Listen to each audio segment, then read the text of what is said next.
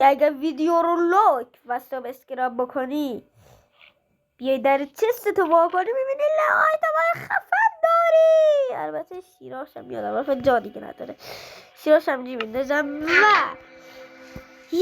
و یه چیزی داستان میخوام بگم، یک نفری بود ویدیو منو لایک میکنه و گل براش میذاشتم، هنوزم میذارم، اما یه روزی دیگه برام سابسکرایب نمیکنه، کامنت میذاشت اما کامنتش رو مسخره میکرد دیگه، دست خوردم شد. ولی الان دیگه فقط من خودش هم خوابه، تو همیشه میخوابه دیگه. چه خبره؟ نه لطفا